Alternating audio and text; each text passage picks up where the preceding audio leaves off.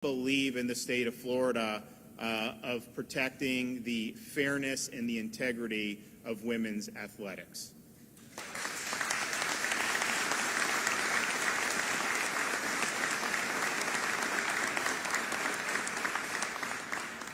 Being able to compete in a variety of sports in Florida, fortunately, has opportunities across a wide range of sports, and we're very competitive in a number of different sports, provides our young girls with opportunities that really teach them lessons that last a lifetime. And I think the same is true for all of our sports. Certainly was true for me growing up here in the state of Florida, being able to compete, and it took me to college. It's taken many of our girls to college to be able to get an education and to compete. So we believe that it's very important that the integrity of those competitions are preserved, that these opportunities are protected. And I can tell you this, in Florida, you know, girls are going to play girls' sports and boys are going to play boys' sports. That's what we're doing, and we're going to make sure that that's the reality.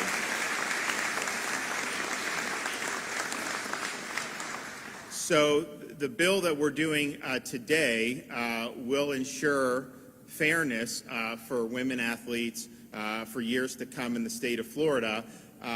It says that athletic teams or sports that are designated for females are open to females. And we're going to go based off biology, not based off ideology when we're doing sports. The bill defines a student's biological sex based on the student's official birth certificate at the time of birth. And as part of the bill we're signing today, we're not only making sure women have opportunities for scholarships and competition at the highest level, we're also putting in statute ways to actually vindicate the rights of any women athletes who may be discriminated against. So moving forward, any student who's deprived of an athletic opportunity as a result of a violation of this law will have the right to civil remedies.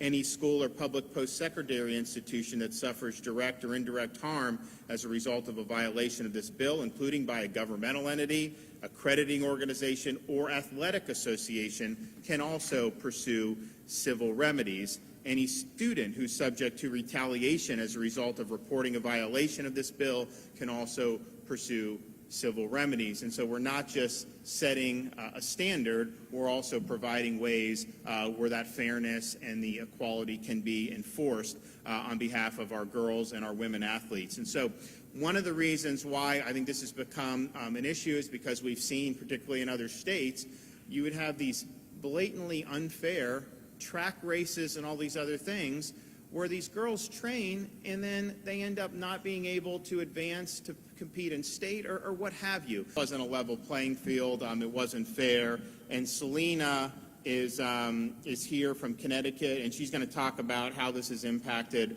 her opportunities. And so, Selena, come on.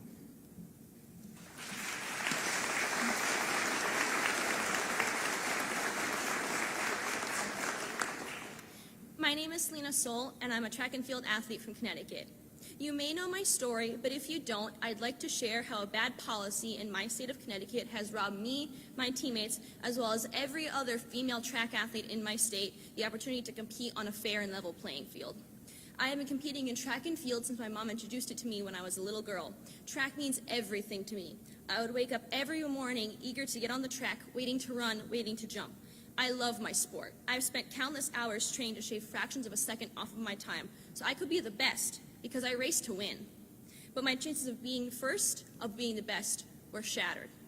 In 2017, Connecticut began allowing 2 male athletes who self-identify as girls to compete in girls' sports. During all 4 years of high school, I was forced to compete against them, even though they were bigger, stronger, and faster than me, because they were male. In just 3 years, these 2 athletes won 15 women's championship titles, and they set 17 new individual meet records, records which we girls had no hope of breaking. I remember what it was like to line up for the race and get into my blocks, already knowing the outcome long before the race started. Those 2 biological males would dominate the field, leaving us girls to compete for 3rd place and beyond. No matter how hard we trained and how hard we pushed ourselves, they beat us time and time again. We elite female athletes don't give up a normal high school experience just for participation trophies. We race to win. Sports have always had separate rules to ensure fairness. Everyone should have the chance to participate in sports, but they need to compete where it's most fair. This isn't about self-expression. This is about our right, a woman's right, to win. I have lost countless opportunities over the past few years. I lost opportunities to compete on world-class tracks and opportunities to win titles. During my junior year, I was denied the chance to compete at the regional New England Championships. I missed advancing to the next level of competition in the 55-meter dash by just 2 spots that were taken by biological males. It was frustrating, heartbreaking, and demoralizing to be sidelined in my own sport. Female athletes deserve the same opportunity as boys to excel and chase our dreams. Allowing male athletes to compete in girls' sports shatters those dreams and strips away opportunities that so many of us have spent years working to obtain. We must protect the integrity of women's sports. So I decided to take action.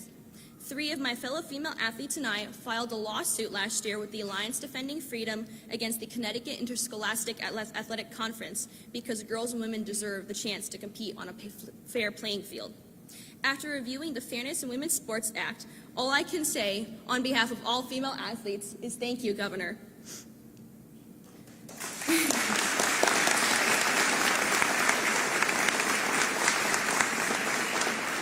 As someone who was one of the first to start speaking against this injustice, it is very encouraging that my story has reached people across the country and that many have seen what's happened in Connecticut and want to take the stand to protect female athletes in their state and to protect women's sports so no other young girl has to go through the same pain and heartbreak I had to endure my 4 years of high school.